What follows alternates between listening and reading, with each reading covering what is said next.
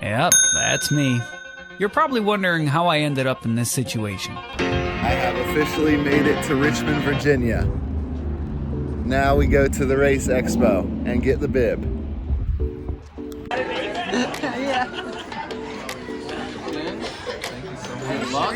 And then things right there. And t-shirts all the way down. Woo! We made it. We made it to Richmond.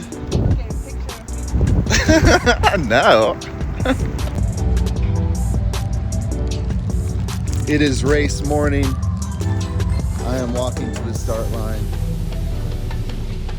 Hooray. Walking to the race start line with my mom. She's not running. The lady back there asked, "Oh, are you running it with your mom?" Hell no. She would never run. She's too lazy.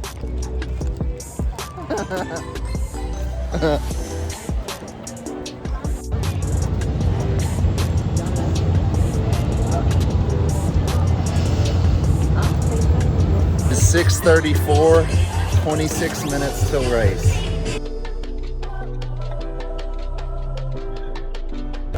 My first marathon is about to be ran.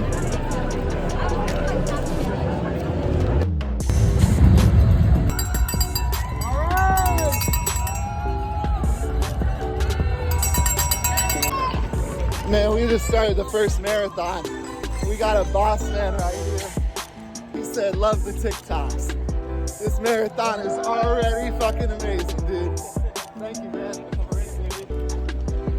So mile one, I was already elated. You know, 2 people came up and introduced themselves to me, telling me that they watched my content. And that was like, I don't even know if I could, like, you can't make this up. It's like, it's just beautiful and wholesome and just amazing, and I really cherish it.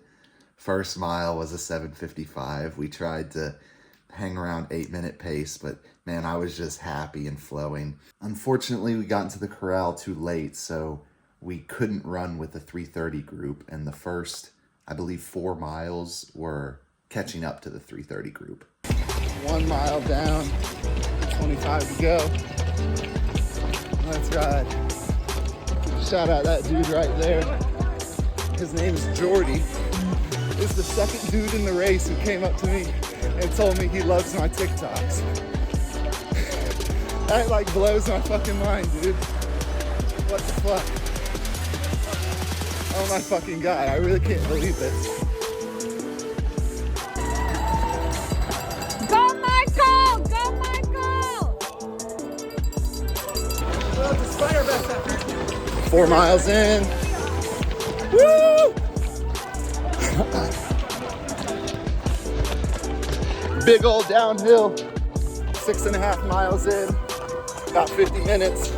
Yeah! Let's go! Let's fucking go. Sub 3:30. It's not a fucking question. Come on now. This is why you put in the fucking work and wake up early and go run. Where?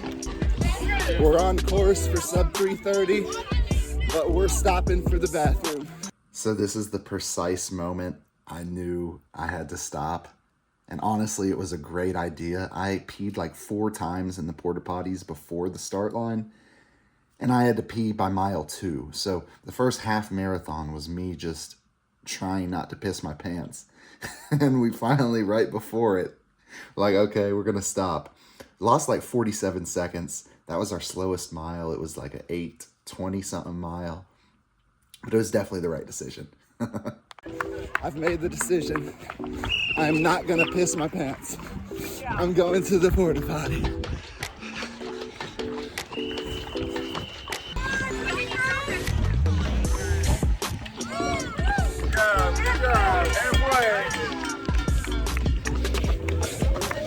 And we had to stop for a bathroom break at the porta potty.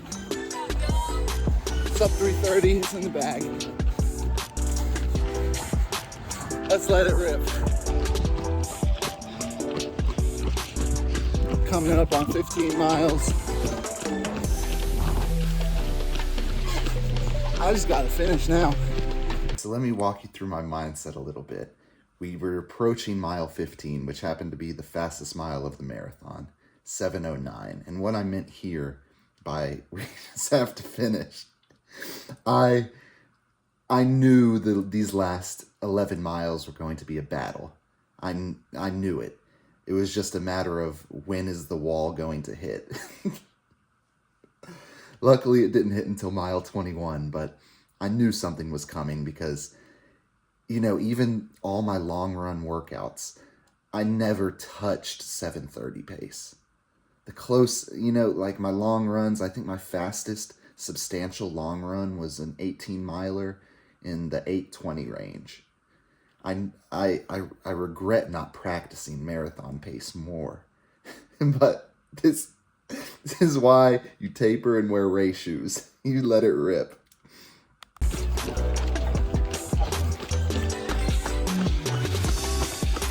I want to take a second to talk about my watch screen right here because I think it is extremely important and it really helped me a lot, and I learned this from Ben Parks. You can set up the data screen, so the top is the total mileage, the bottom is your total time, right you have lap pace, so the current mile you're on pace, left overall pace. Perfect. Unless you're wanting to stare at your heart rate, which you really shouldn't, you should be going off effort. I think this is the optimal way to set up your watch.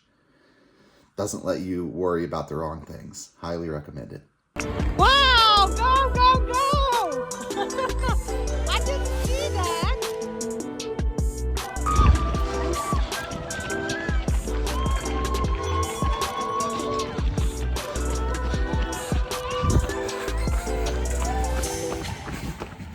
Halfway, baby.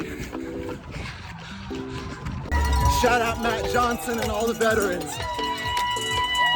Shout out the veterans! Shout out Phil! So that had to be somewhere between mile 15 and 18. I'm not quite sure where, but I hit the wall at 21, and this was the last video I recorded. Everything from 21 to the finish was pure grit. Really bad cramps. I could feel my knee was locking up and I had to like push it. Yeah, so that's why there's a lack of footage. I had to lock in to make sure I pulled this time out. I was not about to goof around taking videos in the pain cave. Hell no. But honestly, the first 21 miles was just chef's kiss. Flow state.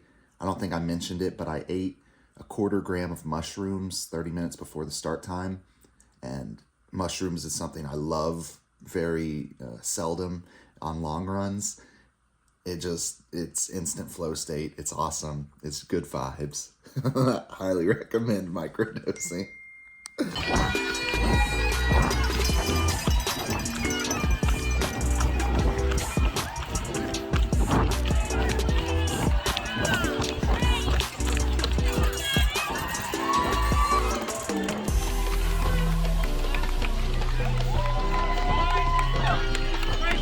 This is the final push to the finish line. I think the last 0.6 miles of the race is extremely downhill, so I'm just flooring it. I'm trying to get there as fast as possible.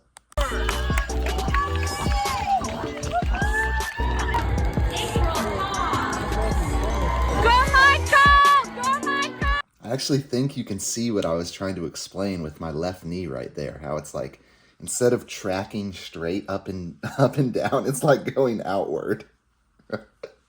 Felt very awkward.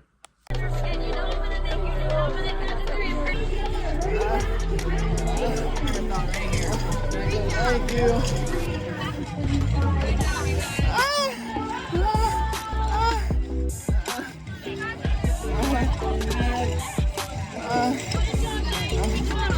I have one.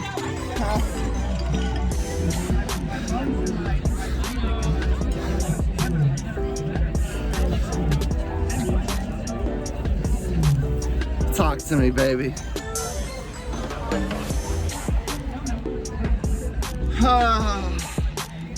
Official time is That's gonna take a little minute, I think.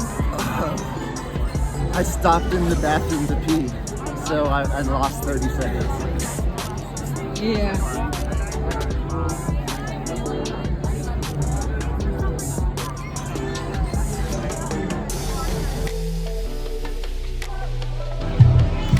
Just smashed my first marathon. My teeth are chattering, I'm shivering. We got 3:20:02 or 3:20:06. I was this close to going sub 3:20. The goal was sub 3:30, so I'm cold. First marathon, 3:20:02.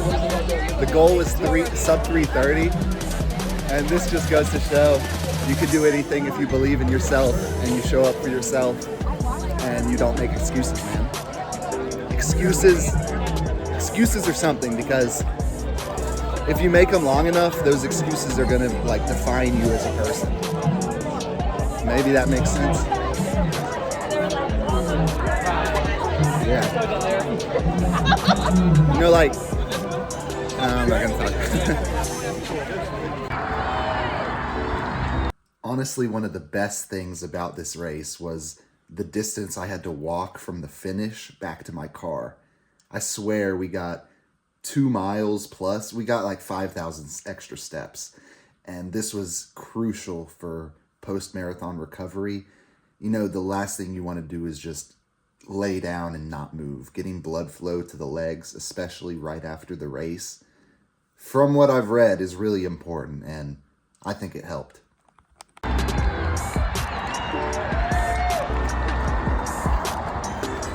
Mission accomplished. Mission fucking accomplished. Thank you so much for watching. This year, I'm going to try and break 3 hours. Well, scratch that. This year, I am going to break 3 hours, October 11th, at the Chicago Marathon. Follow along for more if you're excited or if you're interested. I also wanted to share that I am fundraising for Erica's Lighthouse. It's a cause that promotes mental health awareness and suicide prevention. That's what I'm fundraising for Chicago Marathon. So the link to the fundraiser will be in the description.